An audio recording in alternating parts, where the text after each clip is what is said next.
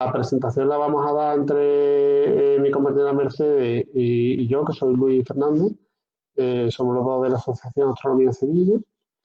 Y, bueno, en principio la idea era poder tener esta charla para compartir algunas curiosidades o algunos datos sobre la Luna y que disfrutemos más la observación del sábado, si el tiempo lo permite, que en principio parece que sí, que va a estar despejado, por lo menos aquí en Sevilla, y disfrutar un poquito más de esa observación. ¿Vale? Entonces, en principio, pues voy a empezar la presentación. Sí me gustaría que hubiera debate, hubiera participación y pudierais comentar eh, todo lo que queráis. Lo único que para hacerlo de forma más o menos controlada, si os parece, os voy dando paso a los que tengáis dudas al finalizar cada uno de los puntos que vamos a ver. ¿Vale? Entonces, sin más, voy a empezar a presentar.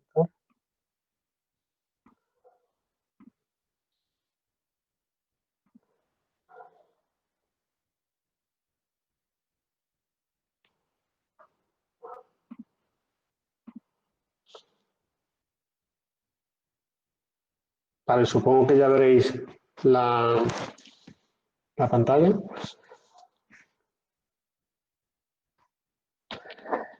Este es el listado de temas que queremos tratar. Queremos empezar viendo pues algunos conceptos de la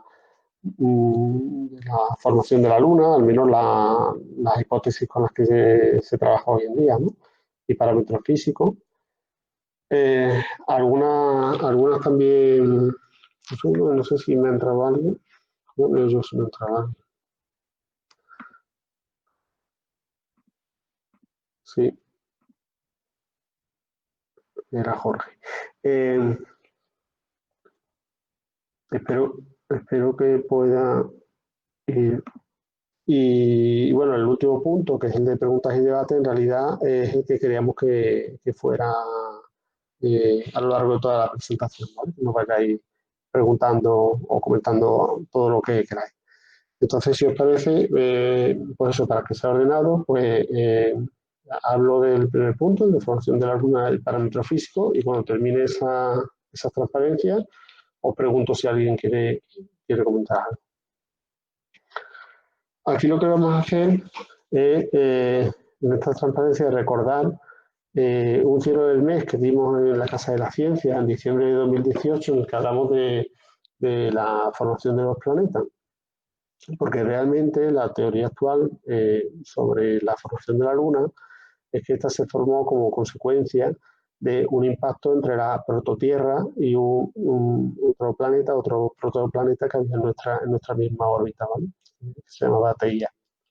Bueno, pues en principio recordamos que cuando tenemos una nube de gas y polvo que empieza a contraerse por efecto de la gravedad, se imprime un movimiento de rotación.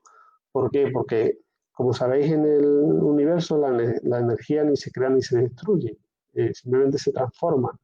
Entonces aquí lo que tenemos que ver es que tenemos al principio en la nube una energía potencial respecto al centro de gravedad de la nube, que cuando la nube se contrae, lógicamente esa pérdida de energía potencial se tiene que traducir o se tiene que convertir en otro tipo de energía. En este caso es energía cinética.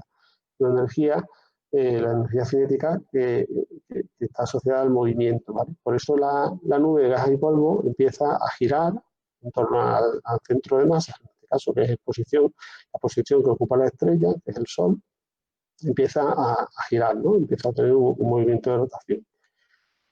En ese movimiento de rotación, ahora veremos, pues, donde se forma un disco de acreción de gas y polvo, y en ese disco es donde se forman los planetas.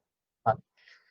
Aquí, aunque está hecho para la simulación de una estrella, un planeta que gira alrededor, no es más que la muestra de esa conversión de energía potencial en energía cinética. Lo que tenemos que ver el tejido del espacio-tiempo que se ve curvado, se crea un pozo gravitatorio por la masa de la estrella que está en el centro, y aquí tenemos pues un planeta que orbita alrededor de la estrella.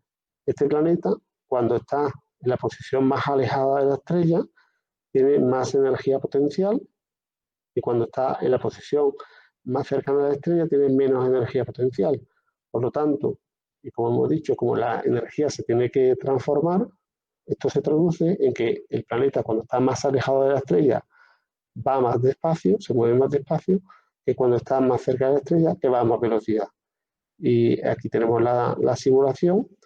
Podéis ver que efectivamente se acelera ese planeta conforme se acerca de la estrella, y se frena pues, cuando está más alejado de la estrella. ¿Vale? Al final, no es más que un efecto que podemos intuir todos, ¿no? Es como si fuera una rampa, ¿no? Y tenemos un planeta que va rodando por esa rampa, pues va ganando velocidad cuando se mueve en una dirección cuesta arriba que llamaríamos, pues frena su velocidad, pero gana energía potencial. ¿Qué pasa? Que en la Tierra, en una rampa, perdemos energía por el rozamiento, pero en el espacio pues no hay pérdida de energía, y el movimiento pues se perpetúa, ¿no? Pues, por los siglos y los siglos. Vale, pues si recordáis, cuando en esa nube de gas y polvo que está rotando ya en torno al centro de masas que representa la estrella, tenemos una serie de partículas que están en movimiento, ¿no? Con la nube de gas y polvo, ¿vale? Esas partículas, al principio, tienen que ir todas a la misma velocidad en función de su distancia, lógicamente, al centro. Las que estén en el centro girarán más rápido, las que estén más alejadas más lentas. ¿Por qué tienen que ir a la misma velocidad? Porque si hubiera una partícula que fuera más lenta, pues recibiría un viento de cola, es decir, un empuje del resto de la nube de gas y polvo, que lo empujaría por detrás y la aceleraría hasta alcanzar la misma velocidad que el resto del sistema, ¿vale? Sin embargo, si esa partícula fuera más rápido, pues recibiría un viento en contra que la frenaría hasta adaptarla a la misma velocidad, ¿vale? ¿Por qué esto es importante? Porque esto lo que nos quiere decir es que al principio los planetas se forman todos en una órbita circular. Las órbitas circulares, como vemos aquí, no tienen excentricidad. ¿Y por qué esto es importante? Porque si una órbita tiene excentricidad, como hemos visto en la transparencia anterior, habría una diferencia de energía, de velocidad en definitiva, entre el punto más alejado de la órbita y el punto más cercano a la estrella de la órbita, ¿vale? Es decir, en esta posición se movería más rápido y en esta se movería más lento. Sin embargo, como estamos viendo aquí con esta explicación del viento de cola y el viento en contra, al principio, cuando toda esta nebulosa que se está contrayendo se empiezan a formar esos primeros conglomerados de partículas, por ese efecto de viento de cola o viento en contra, no se pueden formar a más o menos velocidad que la nube, simplemente a la misma velocidad. Por lo tanto, su órbita tiene que ser circular.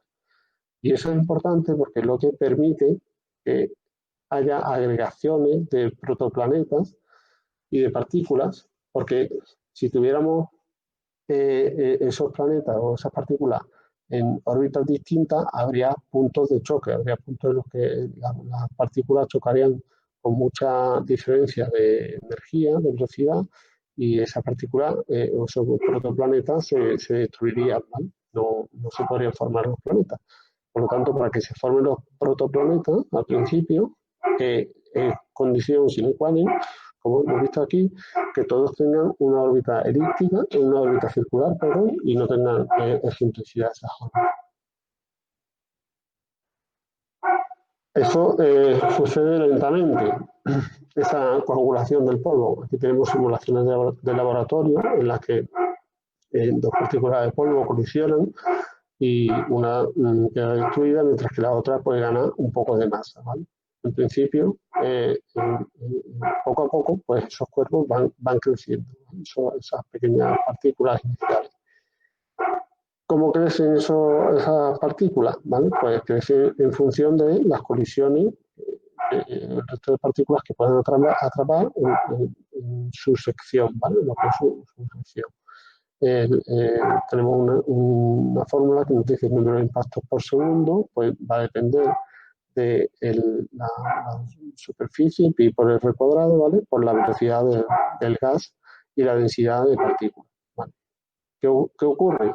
Cuando estas partículas, estos conglomerados, empiezan a ganar masa, poco a poco se produce un efecto de enfoque gravitacional que se llama, es decir, la gravedad empieza a atraer más partículas y por tanto crecen más rápidamente. Es como si este cuerpo que tiene este diámetro en realidad se correspondiese con un cuerpo de mayor diámetro, ¿vale? Por efecto de la gravedad. Al final tenemos una secuencia. Ya os digo, esto lo tratamos un día en el cielo del mes de diciembre de 2018. Y si queréis, vais a YouTube y buscáis ese cielo del mes que lo tenemos grabado y podéis verlo con más detalle. Al final lo que sucede es que esos conglomerados más grandes pues crecen todavía más rápidamente. ¿Por qué? Porque además de tener ese enfoque gravitacional, tienen un efecto de acumulación delante del cuerpo de la materia y por lo tanto concentran en su órbita materia. Perdona que me ha saltado que quiere conectarse a alguna otra persona. Un segundo. Antonio. Vale. Sigo presentando. ¿Vale? Y además ocurre lo siguiente, que como hemos dicho antes, hay una conversión de energía, ¿vale? La energía cinética, ¿vale? Su ecuación, su fórmula, pues esta que vemos aquí, es un medio de la masa por la velocidad al cuadrado. Si el cuerpo va ganando masa, pierde velocidad, ¿vale? Porque la energía se conserva. Y al perder velocidad, recibe el mayor número de impactos de esa nube de gas y polvo, ¿vale? Por lo tanto, además, crece mucho más todavía, ¿vale? Bueno, pues se empiezan a formar una serie de protoplanetas, ¿vale? Que se denominan masas de aislamiento porque han recogido pues, todo el material que queda a su alrededor y quedan aisladas, ¿vale? Y hubo un momento en la formación del sistema solar en el que hubo pues, muchos de esos protoplanetas, ¿vale? Bueno, pues teniendo eso en cuenta, la teoría más actualizada de la formación de la Luna es que en la órbita terrestre se formaron dos protoplanetas, la Tierra propiamente dicha, ¿vale? Y otro más pequeño, aproximadamente del tamaño de Marte, que se llamaba Teia, que se formó seguramente o previsiblemente en algún punto, en algún punto de Lagrange, que son los L4 o L5. Los puntos de Lagrange son puntos de estabilidad de la órbita de ese cuerpo entre la Tierra y el Sol. Realmente aquí lo que vemos, hay varios puntos de Lagrange, ¿no? L4, L1, L2. ¿Vale? Aquí lo que tenemos que suponer es que el espacio es como una manta en la que hemos puesto dos bolas que pesen, ¿no? El Sol y la Tierra. Entonces ese espacio se ve deformado y se producen unos puntos de equilibrio, si nos imaginamos esa manta, ¿no? Pues se producen unos puntos en los que si colocamos ahí una masa, ni cae hacia el Sol ni cae hacia la Tierra, sino que se queda más o menos en equilibrio, ¿vale? Como si fuera una colina entre los dos valles, ¿no? Por así decirlo. Bueno, pues hay varios puntos de Lagrange, ¿vale? Y se estima que se formó un protoplaneta llamado Teia, pues en esa posición, ¿vale? El 4 o el 5. Y finalmente, pues fue adquiriendo el resto del material que había y terminó desequilibrándose su órbita, ¿vale? Cada vez tuvo mayores vaivenes, mayor separación de ese punto de Lagrange hasta que llegó un momento en que chocó contra la Tierra, ¿vale? ¿Por qué? ¿De dónde sale esta hipótesis? Pues esta hipótesis se ha elaborado en base al análisis que se hizo de las rocas lunares que trajeron las naves del programa Apolo, en el que se vio que esas rocas eran muy similares al manto terrestre, ¿vale? Pero sin embargo, que no tenían ni el hierro ni los volátiles, ¿vale? Volátiles, estamos hablando de, por ejemplo, el agua, ¿vale? Eh, Otra persona parece que se ha caído. No está, un segundo.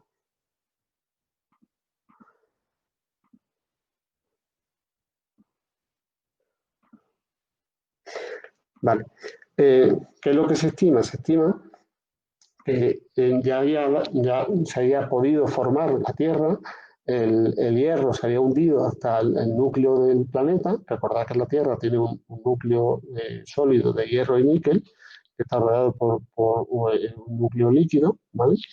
Y, y lo que se estima es que este protoplaneta Teia también había tenido tiempo más o menos de conformar su núcleo, y que en esa colisión el núcleo de Teia se hundió hacia el núcleo terrestre, ¿vale?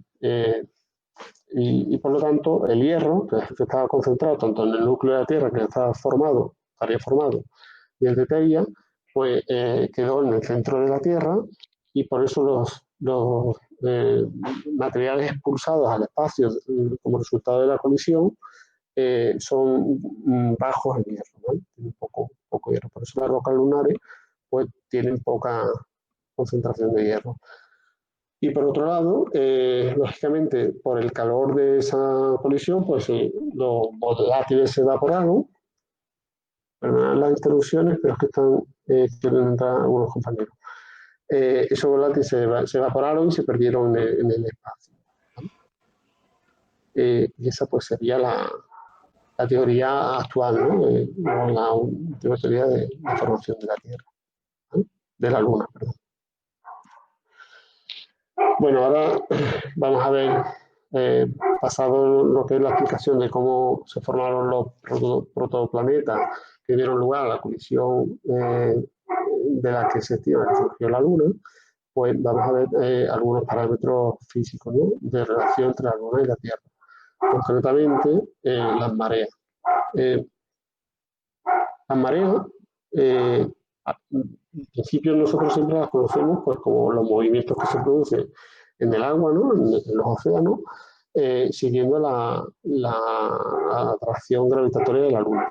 Sin embargo, aparte de esas mareas, que son las que nosotros intuimos, ¿no? De forma más fácilmente, tenemos que entender que como la Tierra no es completamente sólida, sino que tenemos un núcleo sólido, pero luego tenemos un núcleo líquido sobre el que flota la corteza terrestre, pues la Tierra también se ve formada, es decir, no solo los mares, sino la propia masa terrestre, ¿vale?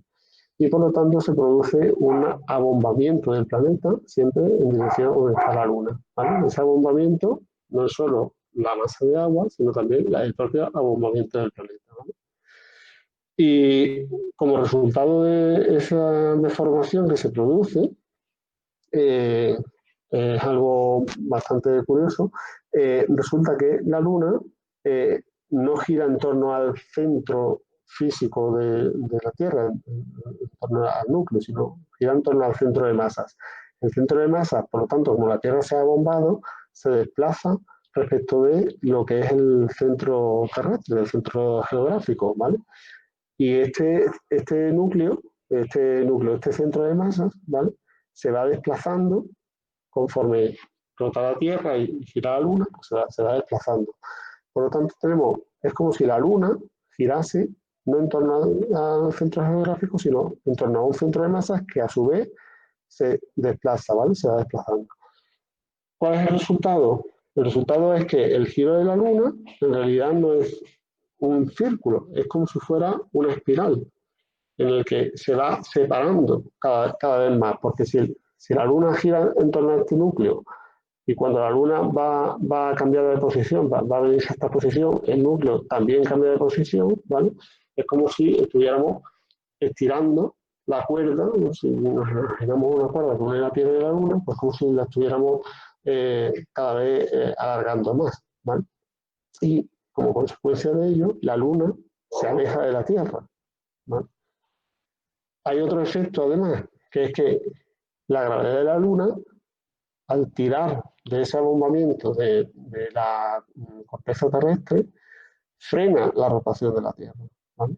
Bueno, pues estas curiosidades nos llevan, bueno, se ha calculado, se ha hecho una estimación de que la Luna se formó aproximadamente a 25.000 kilómetros, es decir, muchísimo más cerca de la distancia a la que está ahora, que está en torno a 400.000 kilómetros de distancia, entre 380 y 420 más o menos, ¿no? En números redondos. ¿Vale? Y por lo tanto, en ese momento, pues imaginaos, las mareas tenían, seguramente hubiesen sido gigantescas, la Tierra giraba mucho más deprisa, ¿vale? De hecho, se ha comprobado mediante métodos paleontológicos, ¿vale? Se ha medido los depósitos de los corales, porque los corales dejan un depósito de calcio pues, cada día, ¿vale? Bueno, pues, se ha medido que a finales del eh, diré, aproximadamente hace 380 millones de años, ¿vale? Los años eran de 400 días, ¿vale? Y hace 550 millones de años, pues los años tenían unos 420 días de 21 horas. Es decir, la Tierra giraba mucho más deprisa. Lógicamente, como la Luna ya está más lejos, se iba alejando de la Tierra, el desplazamiento de este centro de masa pues cada vez es menor, ¿vale? Ese efecto se va reduciendo, ¿vale? Y actualmente, pues la Luna se aleja un poco menos de 4 centímetros por año, ¿vale? Y el día prácticamente no se ve afectado, se alarga unos 20 segundos cada millón de años, ¿vale?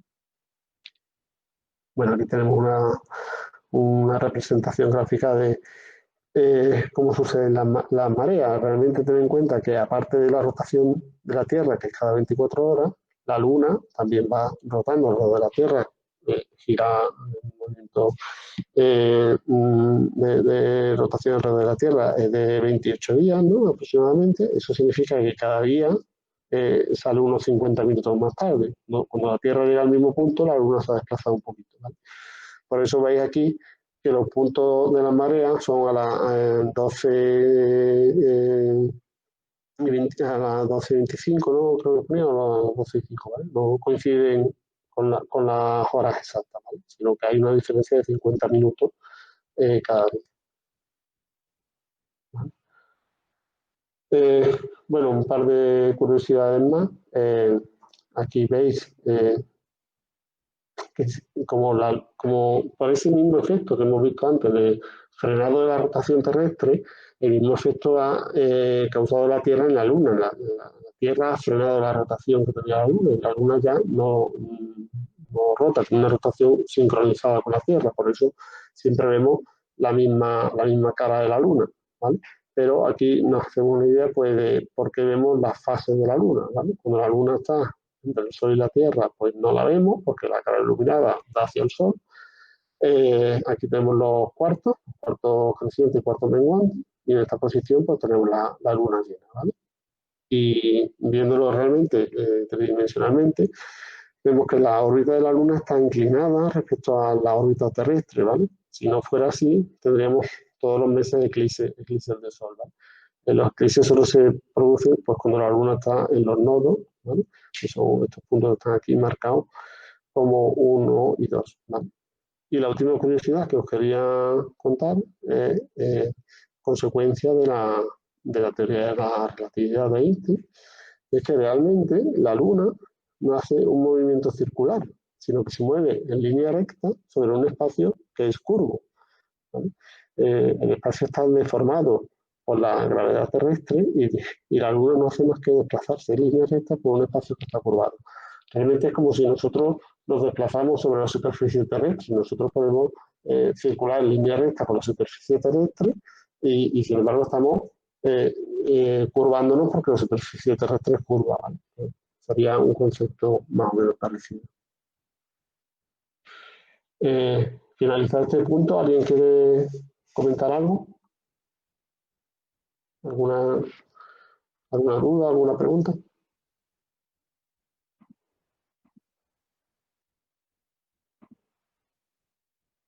¿No? Vale, pues voy a continuar. Vamos a ver ahora algunas curiosidades de relación entre la Luna y la vida en la Tierra. No me voy a meter, aunque tengo una transparencia al final, de analizar curiosidades biológicas, ¿vale? Biológicas en el sentido de que todos sabemos pues, que hay los seres vivos pues sincronizan sus ritmos de reproducción muchas veces con la luna, ¿no? La floración de las plantas o el beso de las tortugas, ¿vale? O hay mucho eh, eh, impacto de los ciclos lunares sobre la vida en la Tierra. ¿Vale? Pero no me voy a centrar en esos aspectos de la biología, sino en los aspectos más astronómicos que más nos interesan a nosotros. ¿Vale? Y esta parte concretamente pues la he sacado de un libro que luego comentaré, que a lo mejor alguno habéis leído, que se llama Biografía de la Tierra, ¿vale? Y está muy interesante. Por si alguien quiere buscárselo y leerlo. ¿Vale? Bueno, eh, la Luna lo que nos muestra, bueno, la Luna y otros cuerpos celestes que vemos con muchos cráteres, como por ejemplo es el caso también de Marte, es que hubo un momento en la historia del sistema solar en que hubo muchas colisiones, ¿no? Muchas colisiones de asteroides y de cometas sobre cuerpos ya formados. ¿Vale? Ese momento pues, se llama el gran bombardeo terminal. ¿Vale? Y en la Luna, concretamente, después del análisis de las rocas que se trajeron del programa Apolo, ¿vale? Bueno, pues se han encontrado, como he recogido aquí, fragmentos de roca muy antiguas, es decir, la Luna tiene aproximadamente 4.440 millones de años, ¿vale? Pero no se han encontrado vidrios de más de 3.920 millones de años, ¿vale? La explicación a esto es que el gran bombardeo terminal destruyó pues, todas esas rocas que se habían formado previamente al, a la fecha de 3.900 millones de años. Como consecuencia de lo que vemos en la Luna, es lógico interpretar que la Tierra tuvo que tener muchísimos más impactos que la Luna, porque tiene más superficie y más gravedad. De hecho, se ha calculado que llegaron a caer en la Tierra pues aproximadamente unas 25 veces más, o sea, tuvimos un orden de magnitud de 25 veces mayor de impacto del que vemos en la Luna, ¿vale? Aproximadamente pues, 1 millar de cuerpos de decenas o a centenares de kilómetros de diámetro, ¿vale? Sin embargo, los bioquímicos pues, estiman que para que pueda surgir la vida en la Tierra se requiere entre 100.000 y 1 millón de años, ¿vale? Para que se puedan realizar esas primeras síntesis químicas que dieron lugar a la vida, ¿vale? Poniendo esto en contexto, pues lo que muestra es que tuvo que ser realmente muy difícil, si no imposible, que se formara, o sea, que hubiera un tiempo de tranquilidad, por así decirlo, entre impactos, para que pudieran tener lugar esos procesos bioquímicos. Concretamente, han calculado la cantidad de energía, ¿vale? Liberada por esos impactos del gran bombardeo terminal, ¿vale? Y se calcula que estadísticamente la energía se disipa de la siguiente forma: un 50% se pierde en fundir y vaporizar la roca de la zona de impacto, otro 25% de la energía de una colisión es radiada al espacio y otro 25% aproximadamente vaporiza el agua marina, ¿vale? En concreto, el punto de vaporización de agua marina es el que ha sido clave en ese análisis de la relación entre la Luna y la vida en la Tierra, porque antes de todo esto se pensaba, y seguro que a lo mejor algunos tenéis libros antiguos, ¿no? Anteriores a los años 70, pues se pensaba que la vida había podido surgir con gran probabilidad en la zona litoral, ¿no? En la zona de unión entre la Tierra y entre la Tierra y el mar. ¿Por qué? Porque en esa zona, en esas lagunas costeras, pues la evaporación de agua marina hace que se concentren las partículas químicas y por lo tanto que pudiera ser más probable que ahí pues, se produciese la bioquímica de la vida. Sin embargo, se ha calculado que con esta distribución de energía, ¿vale?, aproximadamente los objetos de menos de 200 kilómetros de diámetro harían hervir las zonas fóticas de todo el planeta, es decir, los 200 metros más superficiales de todo el océano en todo el planeta, ¿vale? Y un cuerpo que impactase, que tuviera unos 500 kilómetros de diámetro, pues podría poner en ebullición toda la hidrosfera terrestre, ¿vale? En principio, esto supone que habría, con esa cadencia de impactos, tsunami, digamos, en el momento del impacto, tsunami gigante, lluvia de ácido nítrico, ¿vale? Y, digamos, tendría unos efectos de una duración más o menos instantánea de algunos días, y por otro lado, otra serie de efectos que durarían pues muchísimo tiempo, como una atmósfera de vapor de agua y vapor de roca, muchísima temperatura, mucha presión atmosférica, etc. Se impediría la fotosíntesis y tal, ¿vale? Y por lo tanto, este análisis de estos resultados, en base a los impactos que se veían en la Luna, es lo que llevó a los científicos a pensar, que además justo coincidió en esa época cuando se empezaron a descubrir en las zonas profundas la, las zonas hidrotermales, ¿no?, las fuentes hidrotermales del fondo de los océanos, que realmente parece que con mucha más probabilidad que en la zona litoral o en las lagunas costeras la vida pudiera surgir en esas fuentes hidrotermales, ¿vale? Porque realmente con esa cantidad o esa densidad de bombardeo de meteoritos y de asteroides y tal que hubo en esa época de gran bombardeo terminal, pues hubiese sido imposible tener el tiempo suficiente para que los procesos bioquímicos se desarrollasen en lagunas costeras, ¿vale? Porque estaremos hablando de que esas aguas pues, se evaporarían cada pocos miles de años y no daría lugar a que se pudiera formar la vida, ¿vale? Y por lo tanto, ese análisis de esos cráteres de la Luna es uno de los argumentos que ha apoyado el posible surgimiento de la vida en las chimeneas hidrotermales del fondo marino.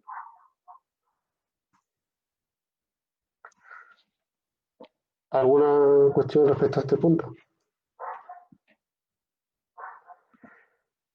Yo voy ahora a dejar de presentar y va a presentar Chiqui la parte de cartografía histórica.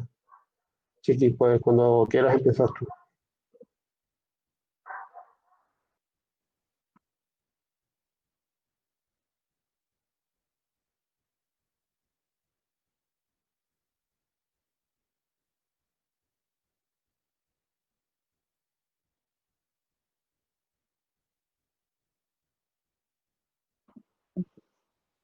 Tienes quitado el micrófono, Chiqui, no te escuchamos.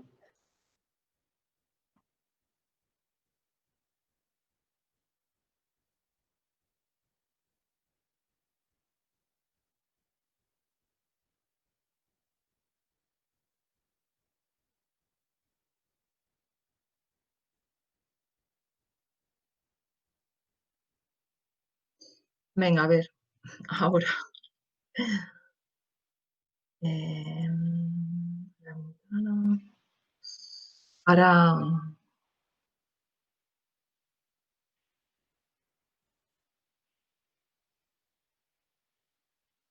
No veis la presentación, ¿verdad? ¿Todavía no? No. Vale, es que le estoy dando a...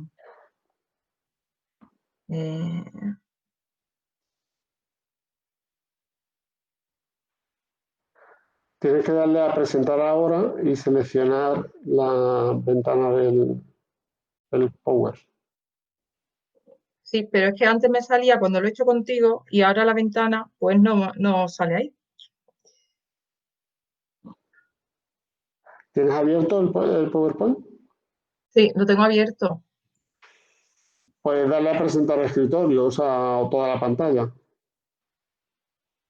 Sí, mira, pero no lo veis vosotros, lo estoy viendo yo, claro, nada más. ¿Quieres que presente yo y me vas diciendo cuando paso la diapositiva? Venga, sí, porque tú las tienes. Sí, vale.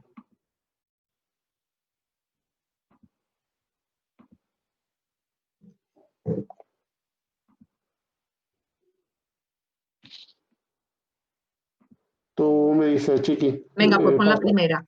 o la primera. Bueno, saludaros a los que os habéis incorporado más tarde. Em, bueno, yo en este ratito os quería hablar ahora de las primeras representaciones de la Luna. Primero fue a simple vista, después ya fue a través del telescopio y después ya se utilizó la fotografía. Y después también quería hablar un poco de la historia de la nomenclatura de la Luna. Em, Nos podemos preguntar, ¿no? ¿Qué tantos nombres, quién se lo pone a la Luna? Bueno, pues todo eso también tiene su historia, ¿no? Bueno, pues aquí vemos a Demócrito, que 450 años antes de Cristo, ya él mm,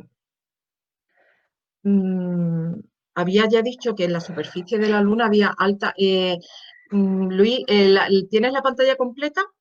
Sí, Porque no veo el final de la diapositiva. vale, perdona. ¿Así? ¿Mejor así? Bueno, sí, así se ve, sí. Vale, Él había ya afirmado que en la superficie de la Luna había altas montañas y valles huecos, ¿vale? Y esto todavía pues no había ningún instrumento, era a simple vista pues que él ya detectaba eso. Él era un filósofo y matemático, el que desarrolló el concepto del átomo, ¿no?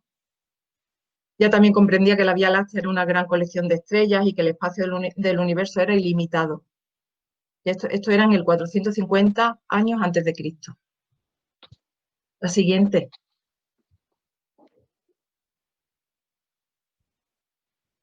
Bueno, pues aquí está el primer esbozo de la Luna a simple vista. Si la quieres poner en pantalla completa, lo mismo voy. se puede, sí, más o menos yo creo que se ve toda. Si en alguna no veo el final, pues ya te lo digo. El primer esbozo de la Luna a simple vista lo hizo en el 1603 William Hilbert. Fijaros el dibujo. Yo me recreo mucho en esta imagen, ¿no? Y me lo imagino pues mirando al cielo y dibujándolo, ¿no? Los nombres que usó, Ínsula Borealis, Regio Magna Meridionalis, Ínsula Longa, C. Bicho, bueno, ahí su nomenclatura particular, ¿no? La siguiente. Eh, Después llega Galileo Galilei y en su obra maestra Siderius Nuncius, el mensajero sideral del 1610, bueno, pues ya nos hace un descubrimiento ya de, bueno, pues de muchísimas nuevas estrellas.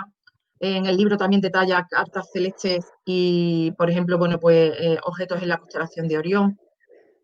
También en este libro pues está el hallazgo de las 4 lunas de Júpiter, por eso se llaman los satélites galileanos. Y por la siguiente,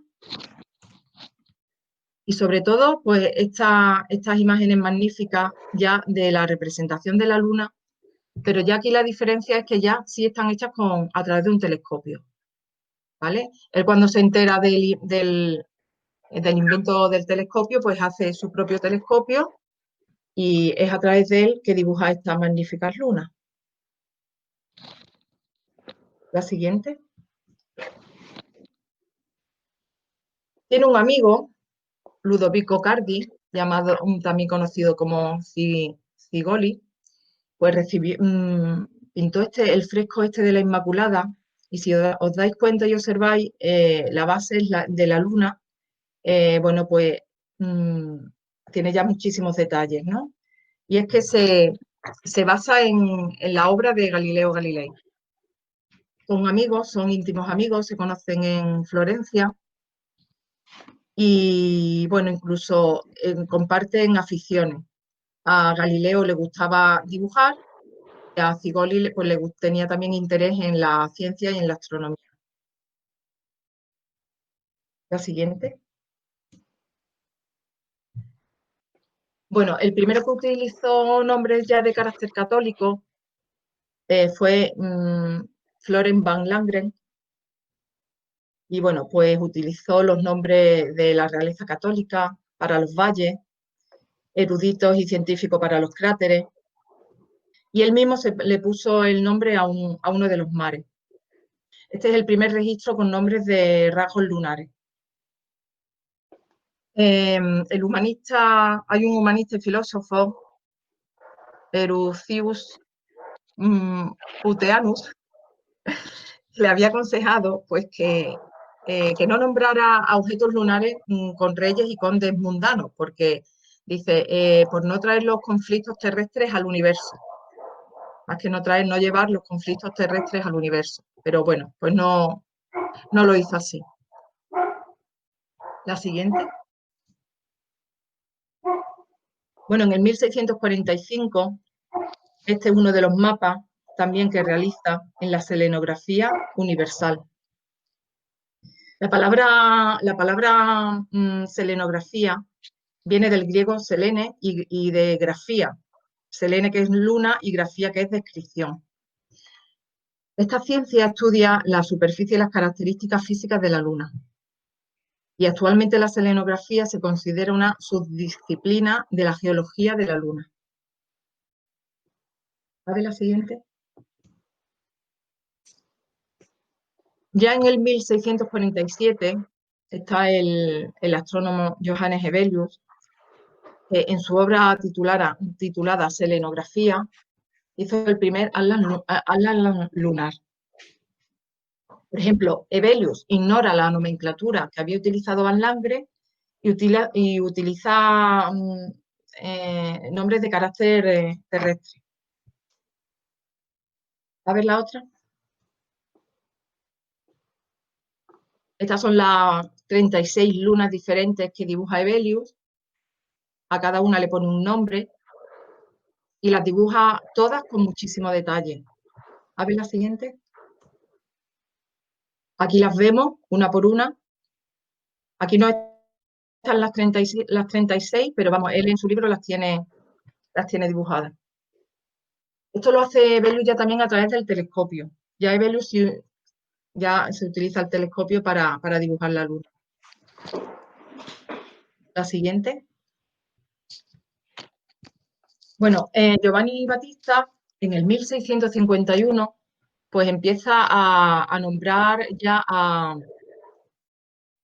utiliza ya lo que es la nomenclatura que está en la actualidad. Es un sacerdote del norte de Italia, que es el creador, ¿no? El creador de la actual nomenclatura lunar. Su obra es Almagestum Novum. Él, sin embargo, en su obra también argumenta en contra de lo que defendía Galileo, Kepler, Copérnico, que ya, bueno, pues ya existía el modelo heliocéntrico, ¿no? Con órbitas elípticas. Entonces, de su obra solo lo que ha perdurado es Disculpa, sí, que quiere entrar sí. alguien. No. Ya. Pues lógicamente lo que ha perdurado es por la nomenclatura.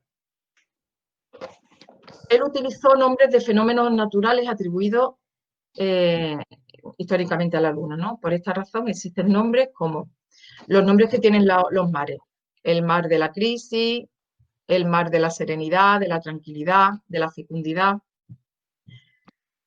Y después a las áreas continentales, que estaban las zonas que estaban entre los mares, pues utilizó una nomenclatura un poco en contra, como en negativo, ¿no? Pues la tierra del calor, la tierra de la calidad, la tierra de la esterilidad, pero estos nombres no son usados, no se usan en la actualidad.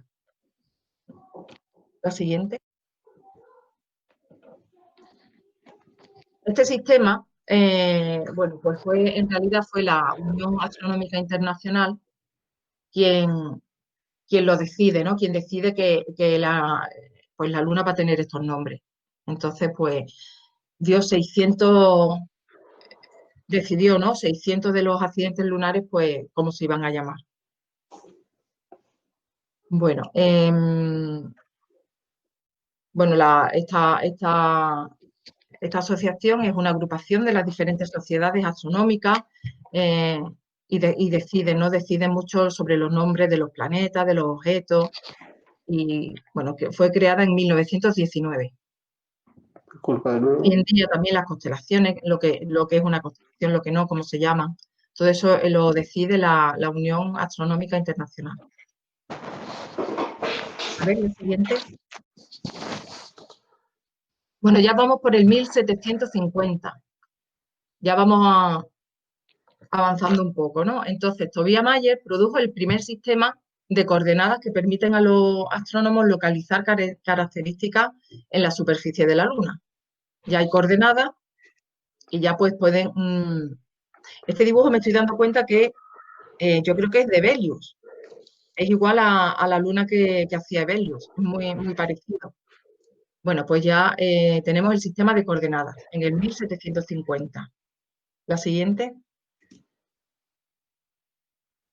En el 1834, el primer mapa exacto de la Luna, fijaros qué barbaridad de detalles tiene, fue editado en 4 volúmenes. Johann Heinrich von Mattler. La siguiente. Y bueno, pues ya nos metemos en el mundo de la fotografía. En el 1839, el 2 de enero, bueno, pues el primer divulgador de la fotografía y el inventor del daguerrotipo, pues presenta la primera fotografía de la Luna en la Academia de Ciencias de París. Y bueno, ya después el daguerrotipo pues se extendió ya por toda Europa y Estados Unidos. Bueno, esta fotografía tiene mucha polémica porque si os dais cuenta, eh, cuando intentas buscar, ¿no? La primera fotografía de la Luna, bueno, pues te ves cosas como esta, una la ponen llena, otra menguante o creciente. Y entonces, pues la siguiente, si en el Stellarium meten la fecha que se supone que se hizo, pues la Luna estaba así. Entonces no puede ser ni una ni la otra. Y después también he estado leyendo que algunas fuentes afirman que el 2 de enero eh, bueno, que fue un proceso que le llevó 20 minutos, pero que no, que parece ser que no es cierto, que no, que el 2 de enero no existe esa foto de la Luna. Entonces, porque hay otros autores que afirman que fue posterior. Entonces, entre que no hay ninguna imagen de esa primera fotografía y después que hay gente que afirma que no, que se hizo posteriormente, pues bueno, pues ahí yo creo, a mí me queda todavía esa duda, ¿no? De cuándo realmente se hizo la primera fotografía de la Luna. A ver la siguiente. Después ya en el 1840, John William Draper se convirtió en la segunda persona en producir fotografías. Ya a través del telescopio utilizó un reflector de 5 pulgadas. La siguiente. Bueno, aquí ya tenemos a una mujer, María de la Blas. Se conoce como la mujer que le puso nombre a la geografía de la Luna, ¿no? Bueno, pues es la Asociación Internacional de Academia, una entidad fundada que fue fundada en el 1899, pues le dio la misión de elaborar una lista de todos los accidentes lunares. Fue una tarea muy ardua. Normalmente estas tareas se las daban a mujeres. Tardó 8 años en hacerlo, un trabajo muy artesanal. Y bueno, pues hay una frase bonita que dice, hay tareas mucho menos glamurosas que son fundamentales para el avance de la investigación. Ella misma tiene un cráter con su nombre en la Luna, por todo el trabajo que realizó. El siguiente. Bueno, y la primera imagen ya del lado oscuro fue la sonda soviética Lunik 3 en 1959. Entonces, bueno, pues cuando las sondas soviéticas fotografiaron el lado oculto de la Luna, pues a las zonas que descubrían, pues le ponían nombres de científicos, ingenieros soviéticos. Después de todo esto también fueron nombrados por la Unión Astronómica Internacional y también, bueno, empezaron a ponerle ya nombres de los astronautas, de personas ya vivas. A ver la siguiente. Bueno, y ahora ya para terminar, un homenaje a Georges Méliès, que en el 1902 pues tuvo esta famosa visión, ¿no? Se adelantó 67 años a la realidad con esa magnífica película muda que hizo, ¿no? Y en la siguiente a ver si el vídeo se ve y vemos ese pedacito de película.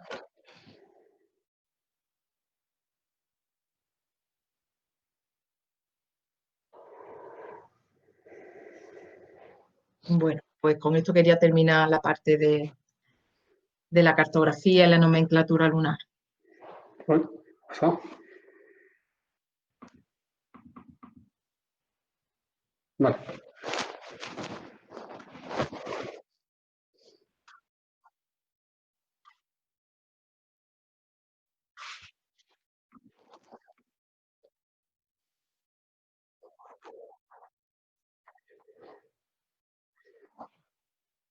Ay, mira qué interesante. ¿Cómo se llama, Alicia? Lo, ten- lo tenemos puesto aquí en la bibliografía ahora. En el apartado de Ay, bibliografía. Ahora lo vemos. estupendo. Bueno, Gracias, cierro mi Alicia. micrófono. Vale, voy a continuar yo la presentación. ¿Veis la presentación, verdad? Vale. Lo que sigue a continuación es, bueno, quería contaros algunas curiosidades. No voy a seguir ya tantas transparencias.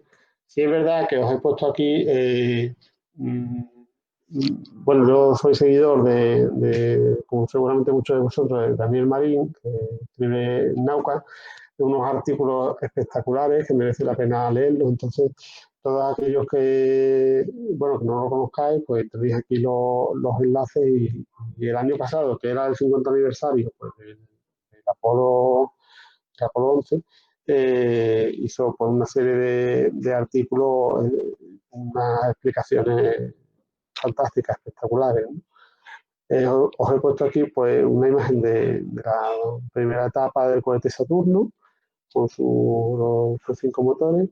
Y bueno, yo que soy teleco, pues por la parte de informática, la verdad es que me llamó muchísimo la atención este entramado que veis aquí cables que realmente era la memoria del ordenador del Apolo. Y era una memoria física, o sea, realmente los datos que nosotros hoy en día grabamos en nuestras memorias digitales tiene poco que ver ya con esto. Pero aquí, fijaros que significaba, o sea, lo que para nosotros es un 0 o un 1, para ellos era que el cable pasaba por dentro de la bobina o pasaba por fuera de la bobina. Y la verdad es que es curiosísimo cómo programaron, o sea, todo el programa informático que llevaba el ordenador del Apolo, el programa Apolo estaba programado físicamente, cosido, lo hacían mujeres en aquella época, estaba cosido los hilos de cobre en este entramado de bobina.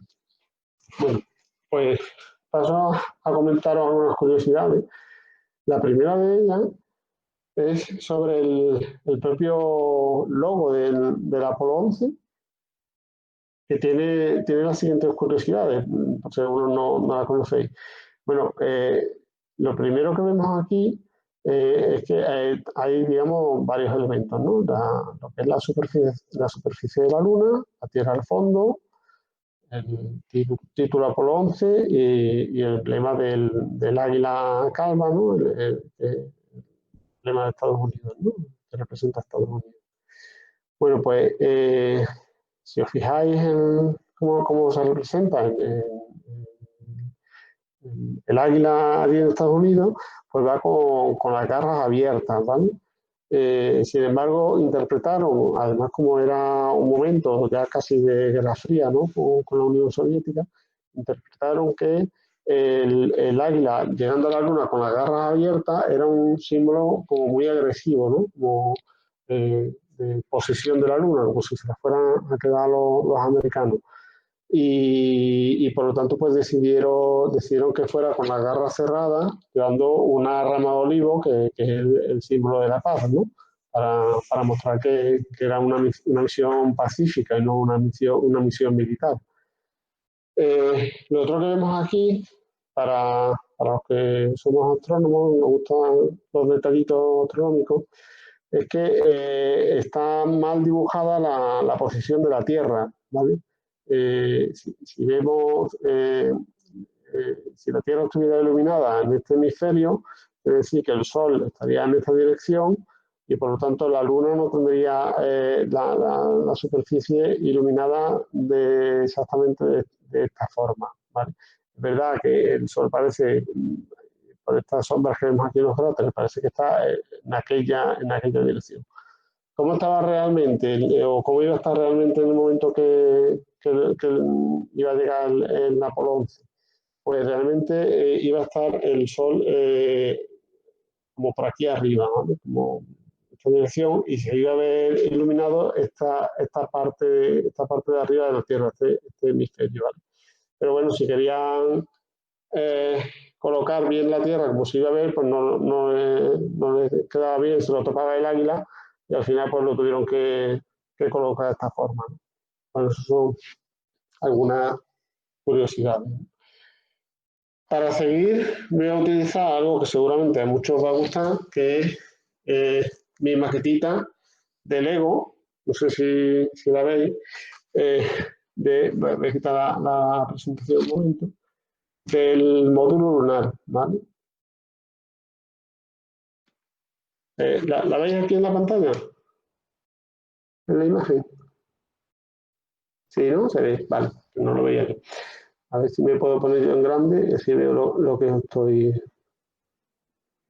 Vale, vale, bueno, pues este es el módulo lunar y tiene algunas curiosidades. Bueno, como sabéis, antes del programa Apolo realmente hubo otros programas, ¿no? Empezó por el programa Mercury. El programa Mercury, en la cápsula que se enviaba al espacio viajaba solamente una persona. Digamos, fueron los primeros ensayos de los sistemas de soporte vital, de los sistemas de reentrada, etcétera, ¿vale? Luego, en el programa Géminis, viajaban 2 astronautas al espacio y ensayaron pues, otra serie de maniobras, ¿no? que tenían que practicar, como era el rendezvous en órbita terrestre. El rendezvous es el encuentro entre el módulo de mando que se acoplaba aquí encima en la escotilla del módulo lunar, ¿vale? Y en el cohete Saturno pues viajaba el módulo lunar y luego encima en otra sección viajaba el módulo de mando. Entonces cuando ya llegaba después del lanzamiento llegaba a órbita terrestre, había una órbita de aparcamiento. En primer lugar, para verificar que todos los sistemas estaban bien, por si hay que abortar la misión, ¿vale? Y posteriormente se hacía la inyección translunar, que lo hacía la última etapa del cohete Saturno, enviaba, digamos, las naves en dirección hacia la Luna. Pues en ese trayecto hacia la Luna es cuando se hacía el acoplamiento del módulo de mando con el módulo lunar. Tenían que separarse, girarse 180 grados y conectarse al módulo lunar. Esta operación se llama rendezvous y la practicaron, la ensayaron con el programa Gemini, ¿vale? Y luego ya por fin pues llegó el programa Apolo en el que viajaban 3 astronautas, ¿vale? Como sabéis, un astronauta se quedaba, cuando llegaba a la Luna, pues se quedaba en el módulo de mando, estaba orbitando la Luna, y 2 astronautas bajaban en el módulo lunar, bajaban a la superficie de la Luna. Bueno, pues hay varias curiosidades que os quería contar. Luego diré la referencia, ¿no? El libro, pero el módulo lunar pues lo tuvieron que aligerar mucho de peso, ¿vale? Bueno, pues para que pudieran hacer el envío con un solo cohete Saturno. Al principio del programa, el ingeniero alemán Werner von Braun, ¿vale? que se lo llevaron a América los americanos después de la Segunda Guerra Mundial, y es el que diseñaba en Alemania el cohete V2, ¿no? Creo que era el que lanzaban contra el Reino Unido, la guerra, ¿no? Era un cohete militar, pues era un ingeniero de cohetes, ¿no? Entonces se lo llevaron y participó luego en todo el programa espacial americano. Pues él era partidario del envío hacia la Luna, hacerlo con varios cohetes Saturno que enviaban las distintas partes necesarias de la misión, ¿vale? Pero bueno, luego vieron que porque había distintas formas de hacerlo, haciendo el rendezvous en la órbita terrestre, haciendo el rendezvous en la órbita lunar, enviando una sola nave, ¿vale? Bueno, pues al final optaron por la opción más económica en recursos, ¿vale? Y era de esta forma, ¿no? Bueno, pues a pesar de ello, el módulo lunar lo tuvieron que aligerar muchísimo de peso, ¿vale? Realmente las paredes del módulo lunar eran muy finas, ¿vale? Y una de las curiosidades es que, no sé si lo veréis aquí, es que en el interior no pusieron asientos. Realmente la maqueta está muy bien hecha, porque en el interior no pusieron asientos, los quitaron todo lo imprescindible. Y los astronautas pues iban de pie, ¿vale? Como realmente el tiempo el que tenían que estar de pie pues tampoco era demasiado, ¿no? Era el tiempo que tardaban en descender desde la órbita de aparcamiento lunar a la superficie lunar y luego la ascensión, bueno, pues no llevaban asiento. Y luego como la gravedad lunar es 6 veces menor que la terrestre, pues tampoco necesitaban. Pero es verdad que sí que les tuvieron que poner unas correas de anclaje a la cintura, porque, claro, tampoco podían ir sueltos, ¿vale? Y de hecho, fue importante porque, claro, cuando estaban bajando Neil Armstrong y Buzz Aldrin a la Luna, eh, ellos tenían que ver dónde iban a aterrizar. Eh, Había un sitio programado, pero cuando llegaron allí, pues Neil Armstrong, que era el que iba pilotando el módulo, pues vio que era una zona pedregosa, ¿no? Por así decirlo, no era seguro alunizar allí, ¿vale? Entonces ellos iban, bueno, pues aquí tienen la ventanita, ¿vale? Por donde iban viendo los astronautas, ¿vale? Y ellos iban con la nave así, en esta posición, para ver el suelo, ¿vale? Cuando ya decidieron que podían hacer el alunizaje, enderezaron el módulo lunar y lo bajaron, ¿vale? Lo bajaron al suelo. Y eso fue casi apurando el combustible. De hecho, desde Houston le iban monitorizando un combustible que quedaban, era un punto de no retorno y casi que apuraron el combustible. O sea, si hubiesen llegado, iban haciendo la cuenta atrás, ¿no? Si hubiesen llegado a ese punto, hubiesen tenido que abortar el alunizaje, habrían separado en ese momento el módulo de ascenso, estos son 2 módulos, ¿vale? El módulo de aterrizaje y luego el módulo de ascenso. Pues habría salido despedido hacia arriba el módulo de ascenso buscando el módulo de mando que estaba en órbita, ¿vale? Bueno, pues otra de las curiosidades del programa Apolo es que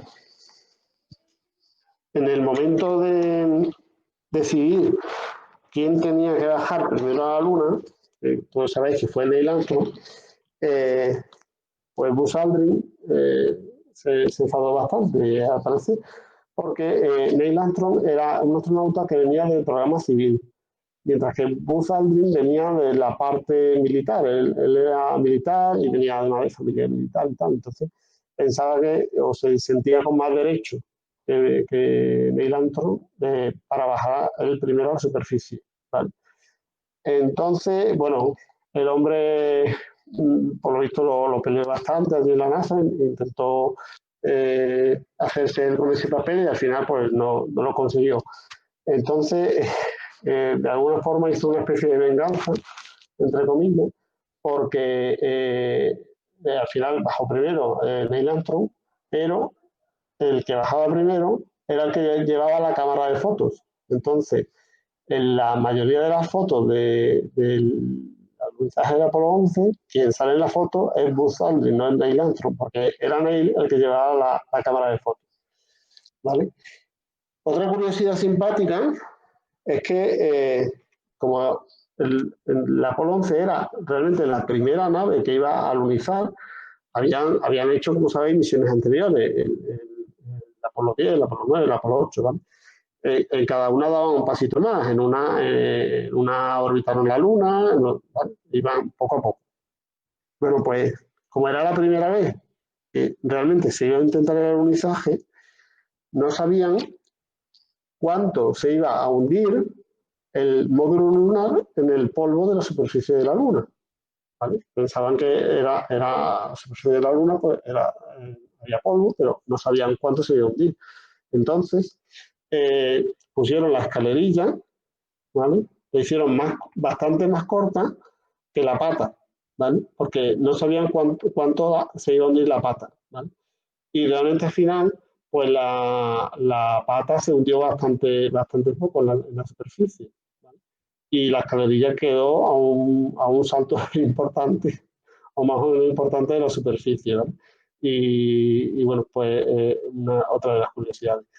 Y otra de las curiosidades que os quería contar es que cuando bajó Neil Armstrong, eh, una de las primeras cosas que hicieron fue bajar la basura. De hecho, hay fotos en las que se ve la bolsa de basura tirada debajo del módulo lunar, porque claro, imaginaros, un espacio súper pequeño como es el módulo de mando, iban 3 personas, tenían casi allí sus necesidades, que por lo visto se iban detrás del panel de mando y le decían a los otros dos que se dieran la vuelta y mirasen para atrás y hacían lo que podían.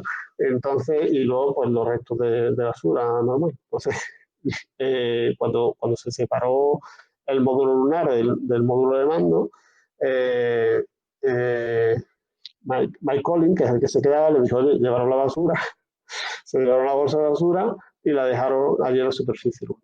Bueno, pues eso fue de lo primero que hicieron, pero bajó Neil Armstrong y el módulo lunar, bueno, llevaba vais a ver aquí, llevaba una cámara, se desplegaba automáticamente, ¿veis?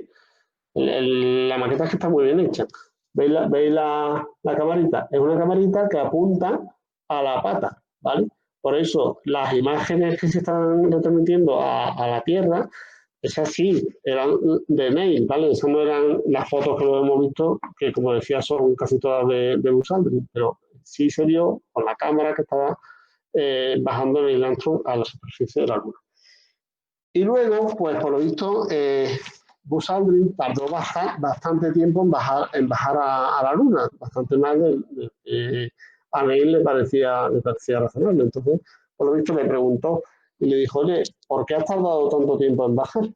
Y es por lo siguiente. Cuando hicieron el módulo lunar, bueno, esta es la parte que le he quitado, ¿no? Está visto desde fuera. Cuando hicieron el módulo lunar, tuvieron en cuenta que la presión del aire dentro, porque iba presurizado lógicamente, no abriera las puertas hacia afuera, porque si no la propia presión del aire podía abrir las puertas y se podían descomprimir, ¿vale? En el espacio. Entonces hicieron que las puertas solamente abrieran hacia adentro, hacia el interior. De forma que cuando ellos llegaron a la Luna, se tuvieron que poner los trajes y luego descomprimir la nave para poder abrir las puertas, porque con la nave presurizada las puertas no se podían abrir. ¿Vale? Bueno, pues Bush tardó mucho tiempo en bajar y le preguntó a Neil, oye, ¿por qué has tardado tanto tiempo en bajar? Y le dijo, mira, es que estaba atrancando las puertas porque nadie había tenido en cuenta qué podía pasar si mientras ellos estaban los dos fuera en la superficie de la Luna, si dentro de la nave había un escape de gas. Si hubiese habido un escape de gas de alguna válvula, el gas habría cerrado las puertas y ellos no habrían sido capaces de volver a entrar en el módulo lunar. Entonces, lo que hizo Buzz Aldrin fue, pues, no sé, buscar lo que pudo y atrancar las puertas para que no se le cerraran solas. ¿Vale? Bueno, pues la verdad es que hay muchísimas curiosidades sobre el tema del Apolo. ¿Vale? Les voy a presentar aquí. Aquí tenéis, bueno, eso, algunos de esos detalles que os he contado no son de los que vienen aquí en las páginas estas de... Estáis viendo, ¿no? Un segundo, no estaba presentando. Presento otra vez.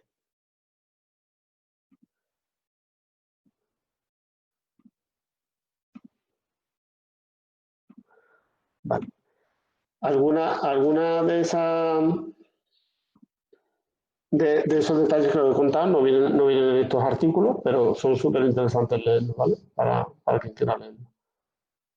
Bueno, esto es del pasado, pero ¿qué tenemos para los próximos años? Pues para los próximos años, supongo que los que sigáis las noticias astronómicas habréis ya oído hablar del programa Artemisa, que es el siguiente programa de la NASA para intentar poner astronautas en la Luna.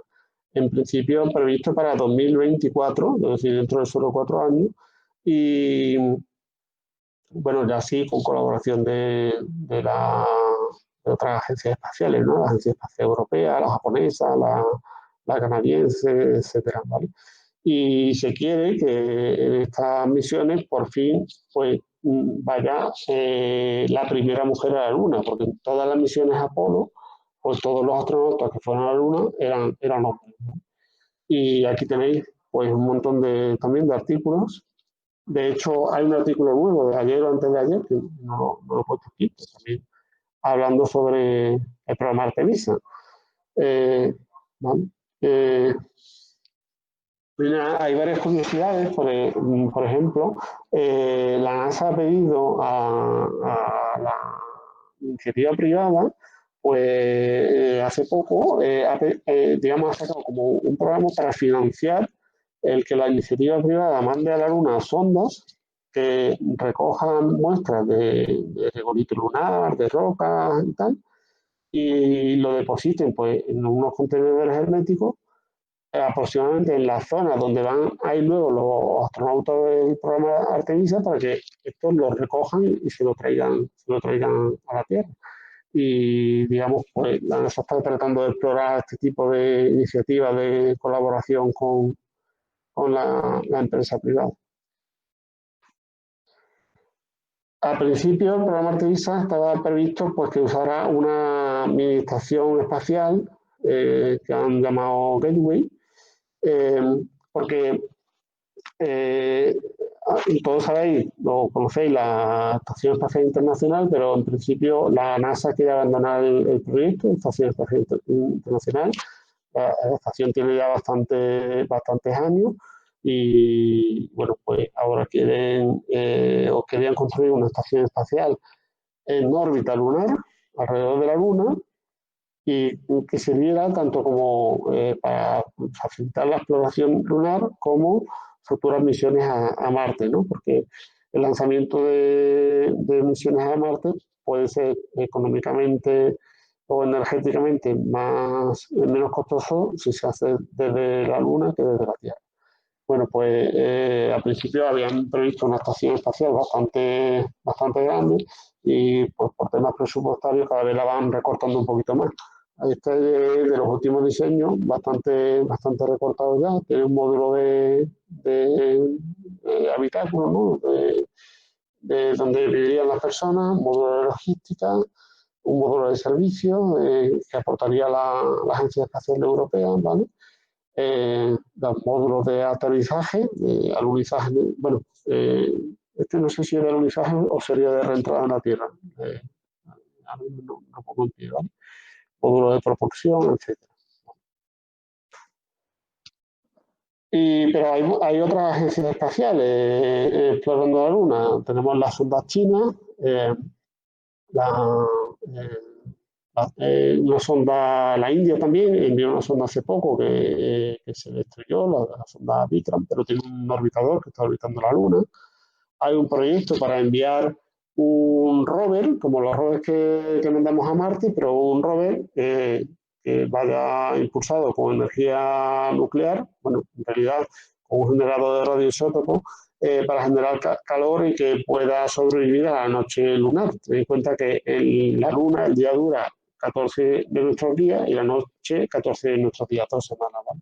Y como no tiene atmósfera, pues lógicamente no hay un equilibrio térmico. Cuando es de día se alcanzan temperaturas muy elevadas y cuando es de noche, pues casi el cero absoluto, ¿vale? Entonces, los aparatos electrónicos que se envían es difícil que sobrevivan la noche, salvo que tengan algo de calor, ¿vale? Y se quiere enviar un rover, bueno, sé que hay un proyecto para enviar un rover que estaría casi 4 años explorando la Luna. Este que veis aquí sería el recorrido que haría, ¿vale? Su misión primaria. Bueno, pues como veis, exploraría bastante superficie. Bueno, y aquí pues, os he puesto otros artículos de curiosidades, pero ya estos son históricos, ¿vale? Previos al programa Apolo. Bueno, voy a pasar a la parte de bibliografía. Luis, quería comentar que Artemisa es la hermana melliza de Apolo. Correcto. Curiosidad, he Sí, elegido el sí, nombre a conciencia. por eso le han puesto ese nombre. Eso es. Bueno, pues estos son los libros en los que me he basado pues, para contaros estas curiosidades o bueno, lo que hemos visto hoy, ¿no? La presentación en general. Menos el de biografía de la Tierra, que lo tengo en formato digital, los demás los tengo aquí, os los quería enseñar. Bueno, no sé si veis en la cámara, este es la guía del firmamento de José Luis Comella, que, bueno, para que no lo sepa, es astrónomo sevillano, y es un libro fantástico. En este libro explica José Luis cómo se da tanto las constelaciones que vemos en los distintos meses del año, como los planetas, como la Luna, ¿vale? La Luna, la observación de la Luna, pues organizada en fases, o sea, según la fase en la que se encuentre, ¿vale? Hay un capítulo entero dedicado a la observación de la Luna. Como sabéis, los momentos ideales para observar la Luna es cuando el terminador, que es la línea que separa el día de la noche, la Luna, bueno, la Luna en cualquier planeta, pero en este caso en la Luna, cuando el terminador está atravesando, pues lo que tenemos que observar son los cráteres o los accidentes geográficos que están en la línea del terminador, porque es el punto en el que tenemos mayor sensación de tridimensionalidad, porque las sombras que se producen nos ayudan a ver mejor esos accidentes geográficos. Este otro libro, Descubrir la Luna, está exactamente igual organizado por los accidentes geográficos que se pueden ver en cada fase. ¿Veis aquí? Bueno, pues en la quinta noche del ciclo lunar, pues la serie de accidentes geográficos que podemos ver en la línea del terminador. No sé si lo veis bien con la cámara. El libro del Apolo es fantástico. Aquí cuenta pues, todas esas anécdotas. Es un libro de Eduardo García Llama y cuenta pues, todas esas anécdotas que os estaba contando y mil más. ¿Vale? Desde anécdotas personales de los astronautas como pues, de todo el dispositivo, ¿no? que hubo que montar, los dispositivos de apoyo, la red de espacio profundo, cuenta muchísimos detalles. Todos los detalles que os he contado del módulo lunar, el módulo de mando, etcétera, del cohete Saturno, es fantástico. Y luego, pues como comentaba Alicia antes, el libro de Las mujeres de la luna, pues que nos cuenta pues esa historia, esas biografías y el por qué se le puso pues a los accidentes geográficos que llevan nombre de mujeres, que como decía Alicia, pues son desgraciadamente pocos, pues porque tienen esos nombres y en base a qué se les ha puesto. Y poco más, aquí ya tenemos el turno de preguntas, debate. Pues no sé, dejo de presentar y lo que queráis, pues lo comentáis.